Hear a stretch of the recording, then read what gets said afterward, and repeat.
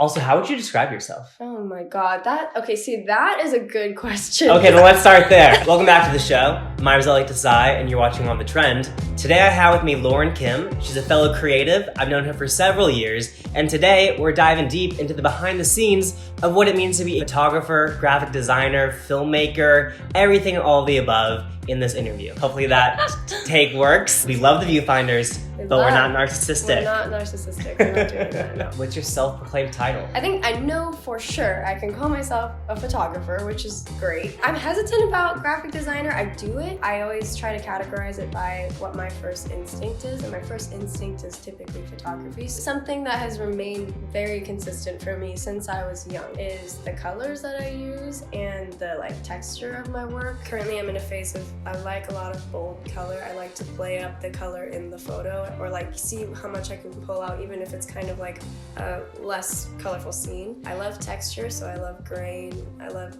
hazy. I don't like anything to look too sharp. I find that when it's just too sharp, I'm like, where's the dreaminess of this? You know what I mean? Mm-hmm. Yeah. So I read on your website that you love film. I do. Do you watch a lot of movies? I watch a lot of movies. I have always been so fascinated by how you can capture movement with lighting. I think it's maybe a culmination of a lot of things I did. It's putting together a frame. Yeah, it's putting together, exactly. It's putting together a frame. And when I watch movies, I'm always looking for how did they do that? Or what was special about that frame? Or what, and it's like a game. It's so fun. I love it. How do you get out of creative ruts? That is something I'm still teaching myself, is allowing myself to have downtime, and I think that is how you get out of creative ruts. If I don't have an idea right now, that doesn't mean that that's the end of my creative career, and then it feels less authentic when you make things that that you rushed out or that you were forcing yourself into. But something that for me I deal with more and I'm very passionate talking about is creative anxiety, where it's cyclical thoughts about your worth as an artist, or that you don't like what you make, or you make it and then you don't like it immediately after, and kind of just this loop. And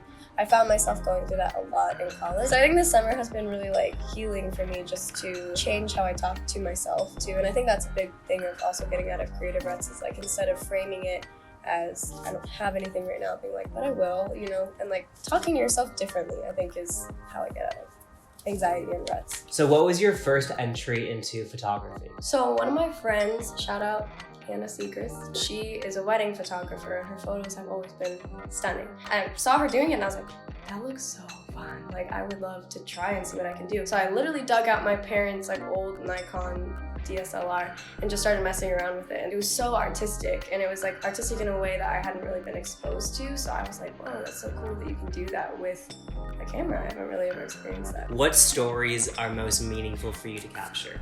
Obviously, we live in a world right now that is lacking a lot of empathy and lacking a lot of understanding. And I think that when I come across stories, come across people who I connect with in terms of let's make this story happen because it will increase empathy, because it will increase compassion for each other, or even start dialogue, I'm always drawn to those kinds of stories, because I think that as artists and as creative people, we have the platform, we have the skills to bring these stories to life and to make it something interesting. In these past 7 years, at what point, and maybe give me a memory, did you start knowing your worth and pricing your worth? Junior year is when I really stepped into, I think, knowing my worth, which is relatively recently. I felt like I needed to do a certain amount of work before I could call it work, where I could feel confident and happy to put my name on it and feel like I had reached a point where I was actually making things that I felt good about and passionate about. And then in terms of pricing my worth, that is an ongoing, never-ending battle, I think. And I think it's something that will probably be case by case for a while for me, just because it is the nature of creative work is so different all the time.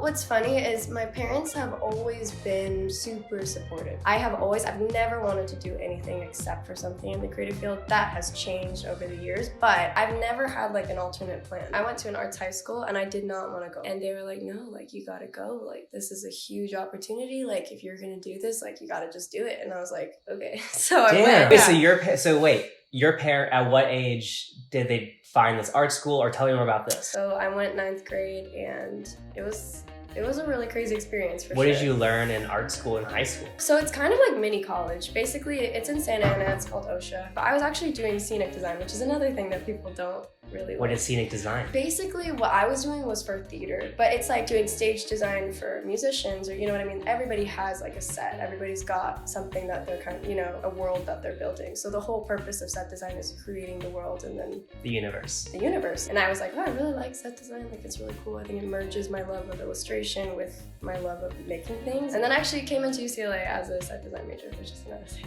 I'll just ask the question now. So what was your major at UCLA? Okay, my major at UCLA starting was in theater, film, and television. It was set design. And then I left halfway through my freshman year and got into DESMA, which is design media arts. Shout out to all my DESMA homies. I will forever be jealous. I wish I was a DESMA major. It's like in my heart and soul, wish I was a DESMA major. I was a sociology major, which fits I'm interviewing people about being people. So sociology makes sense for me. You finish pre-production and you get to your location. What does it sound like coming from you to direct the movement that you're looking for? So something that I have learned as I've gone with these projects is like, even if I don't know exactly where I'm going, just sound like you do. Because everyone, you know, I've been so fortunate too to work with models who they will deal with anything you throw at them. And so for me, it looks like compiling a shot list, but it also looks like getting there and just gauging it and being like, okay, like I know what this is gonna look like. And I think that's something I've realized is a strength of mine, is that I can see it, so I can get there and do it, you know? In terms of direction, it's a lot of like, okay, hold on, I'm gonna come over there. And I'm, like we were talking about, we are our own one-people show. So typically I'm in charge of kind of seeing that attention to detail and making sure everybody looks good. Also just creative people in general, it's that intuition you feel of like that gut feeling, like this is gonna look good, or maybe this is not, and I need to change it. But going into it, you've built out the general storyboard. Yes, I think I should do it more, kind of half storyboard and then half winging it when you get there. So As it always is, here we are. Yeah. How do you prioritize people of color in your work? I try as much, okay, admittedly in my last like projects before, I've looked back and I'm like, how did that slip my mind? Like, it's just because a lot of my dancer friends are predominantly white. We have access to so many white people. So many white people, yeah, it's crazy. Because I think that's the thing too, is I was functioning out of like, oh, like it's for me, like nobody really sees it, like nobody cares. But it's also just like, I want to give that platform as a person of color and as someone who cares about communities, you know what I mean? You want to be a part of that. I have to give a shout out to my friend Boma Aluma. We worked together on like 3 separate projects, right? And he has been instrumental in kind of just creating a community of people who are mostly just people of color, who are all in the arts, all creatives. That's been really awesome for me to work with, just like people from pretty much everywhere. For the last shoot that we did over summer in July, every single one of our models was a person of color. That's so much more exciting. It's so exciting. It was really cool, yeah, because I felt just like, this is what we need to see. If I can do that forever, that's awesome. Like, I'm good with that. Creative POC, elevating creative POC. Always, I hope so. Yeah, always. Do you think you're finding your niche?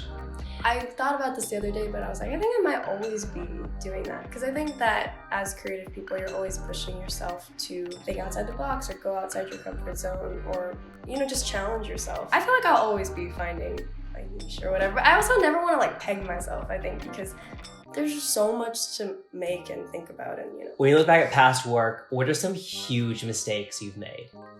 Ooh, Crosses her eyes. Oh my god. No, it's funny because like even work that I did 6 months ago, I'll be like, what? Why did I do that? Which is so funny because in the moment you're like, this is awesome. This is the best thing I've ever made. Yeah.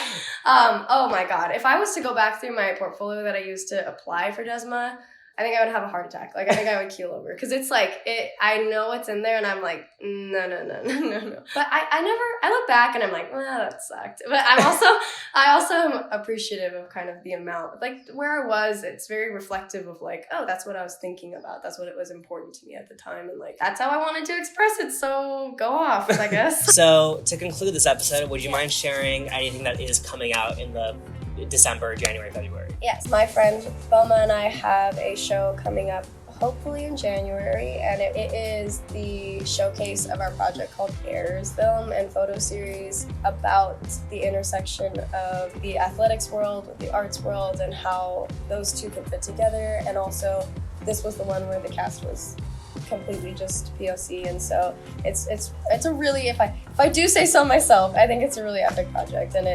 it's visually just been so fun, like from start to finish. That will be coming hopefully January, and that's open to the public, so you guys can come. I'll give Elliott details when we finalize Yes. them. You hung out with me for an hour, 2 hours. You were with me for 2 hours. Yes, I was. Was it worth it? It was very worth it. Elliott is a great host. He's doing a great job, guys. Keep watching his channel. This is the conclusion of the episode. If you like this video, leave a like. In the comments down below, leave your music recommendations and suggestions for future episodes of On The Trend. And subscribe if you want to see a new episode from me every single Thursday, a new episode with a guest every other Thursday. And that's all for now. Thanks for watching. Thank you.